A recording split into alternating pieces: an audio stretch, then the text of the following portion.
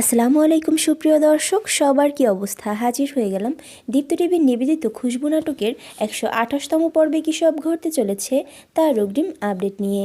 এই পর্বটি কেউ মিস করবেন না, কারণ এই পর্বে আপনারা দেখতে পারবেন আলমকে দেখা যাবে সে এবার খুশবুকে সুস্থ করার জন্য তার ওষুধ কেনার জন্য সিএনজি চালাতে থাকবে।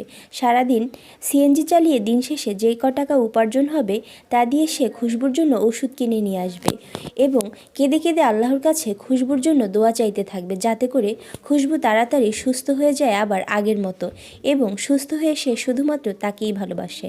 আর অন্যদিকে আপনারা দেখতে পারবেন মিলাকে দেখা যাবে সে রোমানাকে অন্যত্র সরিয়ে ফেলার জন্য মারিয়াকে অর্ডার করলে মারিয়া গিয়ে সেখানে রোমানাকে দেখবে সে মিসিং। রোমানাকে দেখা যাবে সে তার মায়ের কাছে যাওয়ার জন্য মিলারি গাড়ির ডিকিতে গিয়ে লুকিয়ে থাকবে। সেখানে লুকাতে গিয়ে রোমানাকে দেখা যাবে সে ঘুমিয়ে পড়বে, কারণ একটু আগেই তাকে ইনজেকশন দেওয়া হয়েছিল, তার শরীর অনেক দুর্বল। মিলাকে দেখা যাবে সে গাড়ির পিছনে গিয়ে আবারও তার ডিকি খোলা দেখে সেখানে গিয়ে দেখবে যে তার মধ্যে রোমানা শুয়ে আছে। তখন সে রোমানাকে দেখে অনেক বেশি চমকে উঠবে এবং গাড়ির মধ্যে গিয়ে এই বিষয়টা মারিয়াকে ফোন করে জানাতে গেলে ঠিক তখনই সেখানে তার মা চলে আসবে। মাকে দেখে এতদিন যে সে তার ছোট বোনকে তার মায়ের কাছ থেকে লুকিয়ে রেখেছিল, এ ব্যাপারটা ধরা পড়ে যাওয়ার ভয়তে সে অনেক বেশি আতঙ্কিত হয়ে পড়বে।